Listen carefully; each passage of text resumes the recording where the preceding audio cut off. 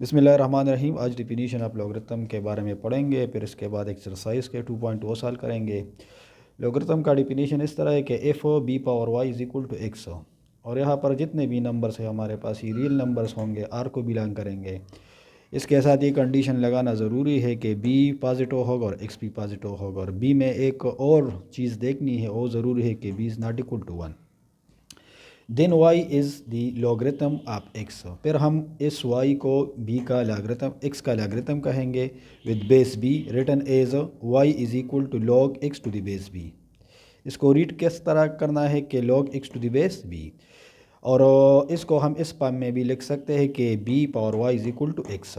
इसको logarithmic form कहते हैं, यहाँ पर मैंने लिखा है, और इसको क्या कहते हैं, एक्सपोनेंशियल फॉर्म। और यहाँ पर मैंने जो सिंबल इस्तेमाल किया है इसको ई पेन ऑन लीफ कहते हैं। मतलब ये है कि इसका कन्वर्जन हम कर सकते हैं, लॉगरिथमिक से हम एक्सपोनेंशियल की तरफ जा सकते हैं और एक्सपोनेंशियल से हम लॉगरिथमिक की तरफ जा सकते हैं। तो ये हमारे पास लॉग का डिफिनीशन था। अच्छा, अब इसमें कुछ प्रॉपर्टीज़ है हमारे पास, ये भी याद रखने की ज़रूरत है। इसमें हमारे पास जो फर्स्ट क्या है, की पॉइंट है या एक इम्पोर्टेंट बात है एमसीक्यूज़ के लिए, और इस तरह है कि यहाँ पर हमारे पास log x to the base b है। तो ये कब डिफ़ाइन होगा, जब हमारे पास ये जो x है, x ये पॉजिटिव हो, मतलब ये हमारे पास ग्रेटर देन ज़ीरो होना चाहिए, ज़ीरो भी नहीं, ग्रेटर देन ज़ीरो होना चाहिए। इस x पर ये कंडीशन है। और सेकंड जो बात है हमारे पास, और इस तरह है कि log 1 to the base b। अच्छा, यहाँ पर देखना है कि b 1 से ग्रेटर होना चाहिए, पॉजिटिव होना चाहिए, और 1 से ग्रेटर होना चाहिए, 1 नहीं होना चाहिए। तो इसका आंसर हमारे पास क्या आएगा, 0 आएगा। तो जहाँ पर अगर 1 हो और बेस में एनी नंबर हो ग्रेटर देन 0 और 1 ना हो, तो उसका लॉग किस चीज़ के बराबर होगा, 0 के बराबर होगा। इसका जब हम एक्सपोनेंशियल फॉर्म निकालते हैं तो b power 0 is equal to 1 लिखेंगे। अच्छा, सेकंड जो पॉइंट है हमारे पास, सेकंड इस तरह है कि log a power x to the base a is equal to, ये x के बराबर होगा, ये भी याद रखो। इसका एक्सपोनेंशियल फॉर्म हमारे पास किस तरह आएगा कि a पावर x, ये a है हमारे पास, बेस में क्या है, यहाँ पर a है, a power x is equal to a power x। ये थर्ड पॉइंट था हमारे पास। चौथा जो पॉइंट है इम्पोर्टेंट एमसीक्यूज़ के लिए, यहाँ पर log x1 है टू द बेस b है, और यहाँ पर log x2 है टू द बेस b है। तो इससे हम ये लिख सकते हैं कि x1 x2 जो है ये आपस में बराबर होंगे। और इसका जो इस्तेमाल है, ये जो आर्कियोलॉजिस्ट है उस पर ये जो बोन्स होते हैं और ओल्ड बोन्स जो होते हैं इसकी एज मालूम करते हैं, या रेडियो एक्टिविटी एलिमेंट्स जो है साइंटिस्ट उसके लिए लॉगरिथम का इस्तेमाल करते हैं। तो ये छोटी सी डिफिनीशन थी लॉगरिथम की, और ये याद रखने की ज़रूरत है हमें। अच्छा, अब स्टार्ट करते हैं एक्सरसाइज 2.2, चैप्टर नंबर 2 का एक्सरसाइज 2.2 स्टार्ट करेंगे। यहाँ पर मैं लिखता हूँ एक्सरसाइज 2.2। इसमें जो हमारे पास पहला क्वेश्चन है, check whether log 7 minus x to the base x is define. यहाँ पर हमें कुछ वैल्यूज़ दिए गए हैं, और हमसे क्वेश्चन ये करता है कि ये चीज़ जो है ये डिफाइन है for some values of x। अच्छा, अब वैल्यूज़ किस तरह दिया गया है, पहले जो हमारे पास वैल्यू है वो 0 है। तो अब यहाँ पर अब ये जो x है ये तो बेस का काम करता है, और वहाँ पर डिफिनीशन में मैंने क्या लिखा था कि b ग्रेटर देन 0 होना चाहिए और 1 के इक्वल नहीं होना चाहिए।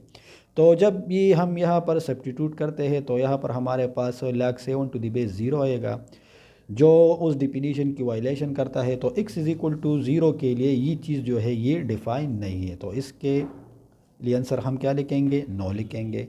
अच्छा, सेकंड पार्ट हमारे पास x इज़ इक्वल टू 1 है। बिल्कुल इसी तरह हम यहाँ पर 1 पुट करेंगे और यहाँ पर भी 1 पुट करेंगे, तो हमारे पास log 6 टू द बेस 1 आएगा। और डिफिनीशन में हमने क्या कहा था कि b is not equal to 1, तो यहाँ पर तो b 1 के इक्वल हो जाएगा। तो इसका आंसर भी है no, x is equal to 1 के लिए भी ये जो एक्सप्रेशन गिवन है ये डिफ़ाइन नहीं है। Third number x is equal to 6 है हमारे पास, x इज़ इक्वल टू 6। तो इसका मैं यहाँ पर छोटा सा एक्सप्लेनेशन करता हूँ। ये वैल्यू जो है मैं यहाँ पर सब्स्टिट्यूट करता हूँ या पुट करता हूँ। तो 7 माइनस 6 टू द बेस, यहाँ पर भी x की वैल्यू लगा दी और यहाँ पर भी वैल्यू लगा दिया। कितना था? 6 था। तो ये आएगा हमारे पास log 1 टू द बेस 6। और अब मैंने आप लोगों को एक प्रॉपर्टी लिख दिया था कि इस चीज़ किस चीज़ के बराबर होता है? 0 के बराबर होता है। अब b की वैल्यू यहाँ पर क्या है? 6 के, तो अकॉर्डिंग टू दिस ये हमारे पास 0 के बराबर है। तो अब ये डिफाइन है। ये क्या है? डिफाइन है। x इज इक्वल टू 6 के लिए ये एक्सप्रेशन जो है ये डिफाइन है। तो यहाँ पर लिखना है यस। यहाँ पर क्या लिखना है? यस। अच्छा, 4 number, x is greater than or equal to 7।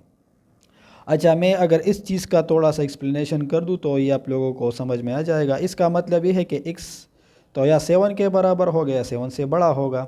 तो मैं इस तरह करता हूँ कि मैं x 7 कंसिडर करता हूँ। तो यहाँ पर मैं पुटिंग करता हूँ। तो यहाँ पर हमारे पास क्या आएगा? यहाँ पर ये इस तरह बनेगा कि 7 माइनस 7 टू द बेस 7, और ये हम इस तरह लिखेंगे कि log 0 टू द बेस 7। और जो डिफिनीशन हमने किया था यहाँ पर हमारे पास डिफिनीशन में इस तरह है कि log x to the base b, और x पर हमने क्या कंडीशन लगाया था कि ये ग्रेटर देन 0 होना चाहिए। अब ये हमारे पास क्या आ गया? 0 आ गया। तो इसका आंसर जो है ये भी नो है। x is greater than or equal to 7 के लिए ये एक्सप्रेशन जो है ये अनडिफाइन है। अच्छा, 7 के लिए तो हमने चेक कर दिया। अब अगर मैं 7 से एक बड़ा नंबर कंसिडर कर लूँ, फॉर एग्ज़ाम्पल मैं 8 कंसिडर कर लूँ या 9 कंसिडर कर लूँ, तो अगर हम यहाँ पर मैं यहाँ पर ये आप लोगों को ये चीज़ समझाना चाहूँगा कि अगर x इज़ इक्वल टू 8 हम कंसिडर कर ले और मैं यहाँ पर पुट कर लूँ, तो फिर ये हमारे पास किस तरह आएगा? ये 7 माइनस 8 से क्या आता है? -1 आता है, और बेस में क्या आएगा? 8 आएगा। अब फिर ये चीज़ जो है इस चीज़ का वायलेशन करता है, ये नेगेटिव नंबर आता है, और नेगेटिव नंबर का लॉग जो है ये हमारे पास नहीं है। तो x इज़ इक्वल टू 7 या 7 से ग्रेटर के लिए ये गिवन एक्सप्रेशन जो है ये डिफाइन नहीं है। तो यहाँ पर भी क्या लिखना है? नो लिखना है। तो सिर्फ x इज़ इक्वल टू 6 के लिए ये एक्सप्रेशन डिफाइन है, बाकी अदर वैल्यूज़ के लिए ये क्या है? अनडिफाइन है, मतलब ये हमें कुछ वैल्यू नहीं देगा। क्वेश्चन नंबर 2 है हमारे पास, convert the form of the following question that is from exponential form to logarithmic form and vice versa. Exponential से हम लॉगरिथमिक की तरफ जाएंगे और लॉगरिथमिक से हम एक्सपोनेंशियल की तरफ जाएंगे। इसमें पार्ट नंबर 1 जो है हमारे पास इस तरह है कि 216 to the base 6 is equal to 3। तो ये डिफिनीशन है, ये याद रखना है कि log x to the base b y is equal to log x to the base b। x का एक्सपोनेंशियल पाम हम किस तरह लिखते हैं? ये जो है ये इसका पावर होगा, b power y is equal to x। तो इस डिफिनीशन के मुताबिक हम इस चीज़ को इस तरह लिख सकते हैं, 6 पावर 3 इज़ इक्वल टू 216। और इसका एक फार्मूला है, ये भी याद रखो कि base remain same, the remaining two are interchange. इसको हम इंटरचेंज करेंगे और ये बेस जो है ये अपनी जगह पर आएगा। ये हमारे पास पार्ट 1 था। पार्ट 2 इस तरह है कि 7 पावर 4 इज़ इक्वल टू 2401। अब इसको एक्सपोनेंशियल फॉर्म में कन्वर्ट करना है, तो पहले क्या लगाना है? LOG। ये 7 जो है ये बेस का काम करेगा और इन दोनों की जगह हम तब्दील करेंगे। तो ये क्या बनेगा? Is equal to 4।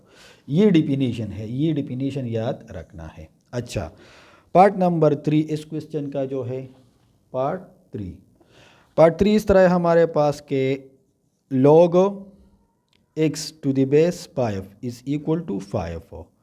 तो ये हम किस तरह लिखेंगे कि 5 पावर 5 हो, 5 power 5 is equal to x हो। ये इसका आंसर हो गया। Part number 4, b power -3/4 is equal to 1/27। तो जब हम इसको एक्सपोनेंशियल फॉर्म में लिखते हैं तो इसको हम इस तरह लिखेंगे कि log b 1/27 is equal to -3/4।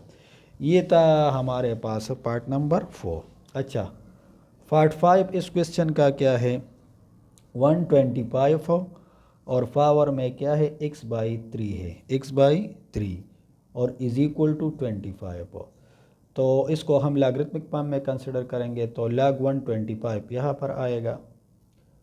log 125 और ये जो 25 है ये यहाँ पर आएगा x/3 इस तरफ जाएगा। तो ये हमारे पास हो गया पार्ट नंबर 5 का आंसर। पार्ट 6 किस तरह है कि log 10 power 12 to the base 10 is equal to y। तो ये किस तरह बनेगा, 10 power y is equal to 10 power 12। ये था पार्ट नंबर 6। अच्छा, पार्ट 7 256 पावर में दिया गया है x/4 इज़ इक्वल टू 1/64। इसका लॉगरिथमिक फॉर्म जब हम लिखेंगे तो ये 256 यहाँ पर आएगा 1/164 और is equal to x/4। Part number 8। Part 8 इस तरह है कि log x³ plus 1 to the base 3 is equal to 2। तो x का एक्सपोनेंशियल फॉर्म जो है ये 3 स्क्वायर बन जाएगा। 3 square is equal to x³ और प्लस वन ये हमारे पास पार्ट 8 हो गया। पार्ट 9 किस तरह है, log 2x minus 3 to the base 5 is equal to 1। इसका exponential form 5 power 1 is equal to 2x minus 3। ये इसका एक्सपोनेंशियल फॉर्म हो गया। अच्छा, part number 10 2x plus 1 is equal to 2³ तो इस तरह कर लो कि 2³ is equal to 2x plus 1। तो ये हम इस तरह लिखेंगे कि log 2x plus 1 to the base 2 is equal to 3। ये था हमारे पास क्वेश्चन नंबर 2। ये तो सॉल्व हो गया। अब क्वेश्चन 3 में ये कहता है कि find the value of x in the following question.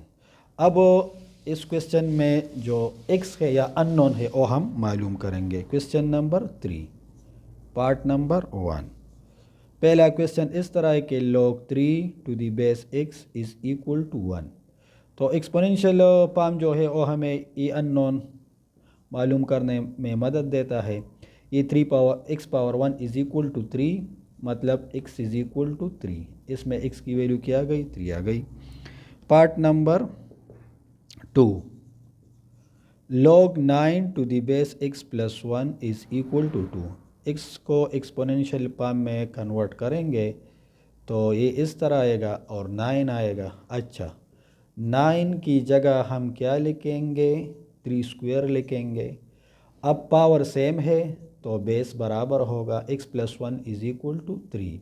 तो x is equal to 3 minus 1, x is equal to 2। इस क्वेश्चन में हमारे पास x आ गया 2। पार्ट 3 किस तरह है, पार्ट 3 इस तरह दिया गया है कि log 81 to the base 3 is equal to x। तो ये हम इस तरह लिखेंगे कि 3 power x is equal to 81। अच्छा, 3 पावर x और 81 की जगह हम क्या लिखेंगे, 3 पावर 4। 3 जब हम 4 टाइम मल्टीप्लाई करते हैं तो हमारे पास क्या आता है, 81 आता है। अब बेस सेम है तो पावर इक्वल होंगे तो x is equal to 4।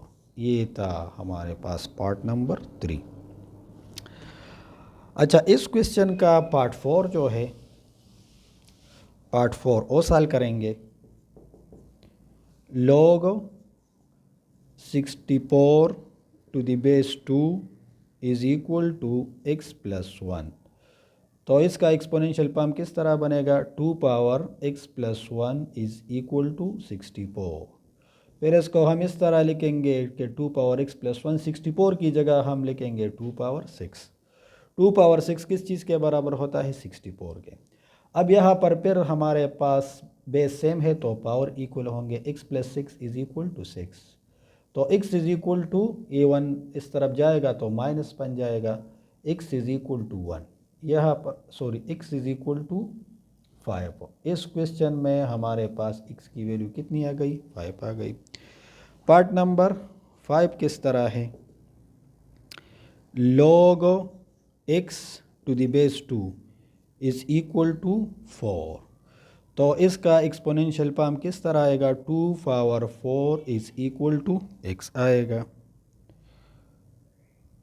Is equal to x आएगा। तो 2 पावर 4 का मतलब क्या है कि 2 मल्टीप्लाई 2 मल्टीप्लाई 2 मल्टीप्लाई 2। तो 2 2 ज़ार 4, 4 2 ज़ार 8, 8 2 ज़ार 16। यहाँ पर हमारे पास x की वैल्यू आ गई क्या? 16। पार्ट नंबर 6, क्वेश्चन 3 का last part. X square minus 1 to the base 2 is equal to 3। अच्छा, इसका एक्सपोनेंशियल फॉर्म किस तरह बनाएंगे? 2 power 3 is equal to x square minus 1। 2 power 3 किस चीज़ के बराबर होता है? 8 के बराबर होता है। और ये एक्स स्क्वायर माइनस 1, ये 1 इस तरफ आएगा, ये वाला, तो 8 प्लस 1 बन जाएगा और एक्स स्क्वायर बन जाएगा। तो x square is equal to 9। अच्छा, 9 की जगह हम लिखेंगे क्या? 3 स्क्वायर। अब पावर सेम है तो बेस बराबर होंगे, तो x की वैल्यू हमारी पास आ गई क्या? 3। ये था हमारे पास क्वेश्चन नंबर 3। ये तो कंप्लीट हो क्वेश्चन के। क्वेश्चन नंबर 4, इस एक्सरसाइज का लास्ट क्वेश्चन है question number 4। Find the unknown appear in question number 2। Question number 2 में जहाँ पर भी अननोन है उसकी वैल्यू मालूम करनी है। तो 1 और 2 में तो हमारे पास कुछ अननोन नहीं है, बाकी चेक करते हैं। इसमें पार्ट 3 हमारे पास इस तरह है कि log x to the base 5 is equal to 5। तो इसका एक्सपोनेंशियल फॉर्म किस तरह बनेगा? x is equal to 5 power 5। और 5 पावर 5 किस चीज़ के बराबर होता है? 5 मल्टीप्लाई 5 मल्टीप्लाई 5 मल्टीप्लाई 5 मल्टीप्लाई 5। तो जब हम इन सारों को मल्टीप्लाई करते हैं तो हमारे पास ये आंसर आएगा। तो ये क्वेश्चन नंबर 2 में पार्ट 3 में हमारे पास जो अननोन था वो मालूम हो गया। अब पार्ट नंबर 4 जो है पार्ट 4, और इस तरह दिया गया है कि b पावर -3/4 और इज़ इक्वल टू 1/27। तो ये हम इस तरह लिखेंगे कि b पावर -3/4 और 1/3 क्यूब लिखेंगे। 27 की जगह हमने क्या लिख लिया? 3 क्यूब लिख लिया। इम्प्लाइज दैट b पावर -3/4 ये अपनी जगह पर आएगा। और ये जब ऊपर जाता है तो इसकी पावर क्या बनेगी? नेगेटिव बन जाएगी। अब इस तरह कर लो कि दोनों साइड का ये पावर ले लो, इसका रेसिप्रोकल इसके साथ मल्टीप्लाई कर लो। इसका पावर क्या है? -3/4 है, तो इसका हम पावर क्या लेंगे? -4/3। और यहाँ पर 3 का जो अपना पावर है वो -3 है, और इसका हम पावर क्या लेंगे? -4/3 लेंगे, 4/3।